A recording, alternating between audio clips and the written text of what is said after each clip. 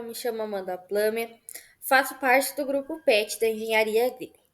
Bom, hoje a gente vai resolver juntos um exercício que envolve conceitos fundamentais da conservação da massa, cálculo de mols e número de átomos, a partir de um número de Avogadro. Esse exercício é muito interessante porque mostra a química que trabalha com proporções, com leis que se mantêm válidas em qualquer reação. E ainda nos ajuda a conectar aquilo que enxergamos em gramas do laboratório com as partículas invisíveis que compõem a matéria. Bom, então vamos para o nosso exercício. A gente vai considerar a reação 2Mg sólido mais O2 gasoso, que vai se transformar em 2Mg O sólido. Em um experimento, 12 gramas de magnésio reagem com excesso de oxigênio e mantém-se em 18 gramas de óxido de magnésio. Nós precisamos responder as três questões. Verificar se a lei da conservação da massa é obedecida, calcular o número de mols de magnésio que reagiram e a última, determinar o número de átomos de oxigênio que participam dessa reação. Com isso, a gente vai exercitar os três pilares da química geral: as leis ponderais, o conceito de mol e a constante de Avogadro. Bom, então a gente vai ir resolvendo por um passo a passo. Bom, vamos começar pela primeira parte. A lei da conservação da massa foi proposta por Lavoisier e diz que na natureza nada se cria, nada se perde, tudo se transforma. Isso significa que a soma das massas dos reagentes deve ser igual à soma das massas dos produtos. No nosso caso, o produto formado é o óxido de magnésio, que pesa 18 gramas. Nós sabemos que 12 gramas são de magnésio, logo, a diferença é de 6 gramas. Só pode ter vindo do oxigênio do ar. Assim, a massa total dos reagentes é 12 gramas de magnésio mais 6 gramas de oxigênio, 18 gramas. E a massa do produto também 18 gramas. Ou seja, a lei da conservação da massa foi obedecida. Esse resultado é muito importante porque mostra que mesmo a matéria mude de forma e se combine, a massa não se altera. Parte 2. Cálculo dos mols de magnésio. Agora a gente vai para a segunda parte. Calcular quantos mols de magnésio reagiram.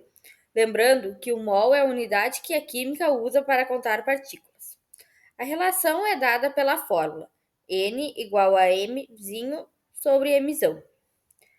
Para o magnésio, a massa molar é 24 gramas por mol. E nós temos 12 gramas que reagiram. Então, N igual a 12 sobre 24, igual a 0,5 mol. Portanto, reagiram meio mol de magnésio, ou seja, 0,5 mol. Esse valor pode parecer pequeno, mas lembre-se que 1 mol corresponde a 6,022 vezes 10 a 23 partículas. Ou seja, mesmo meio mol já representa centenas de bilhões de átomos. Esse é o poder do conceito de mol, transformar gramas em partículas. Parte 3. Por fim, vamos para a terceira parte, determinar o número de átomos de oxigênio que participam da reação. Primeiro, observamos a equação balanceada. 2Mg reage com 1O2. Isso quer dizer que a cada 2 mols de magnésio que reagem, 1 mol de oxigênio é consumido. Se nós temos 0,5 mol de magnésio, então o número de mols de oxigênio será 0,5 sobre 2, igual a 0,25 mols de O2. Mas atenção, a questão pede os átomos de oxigênio. Cada molécula de O2 contém 2 átomos. Portanto, 0,25 vezes 2 igual a 0,5 mols de átomos de O2.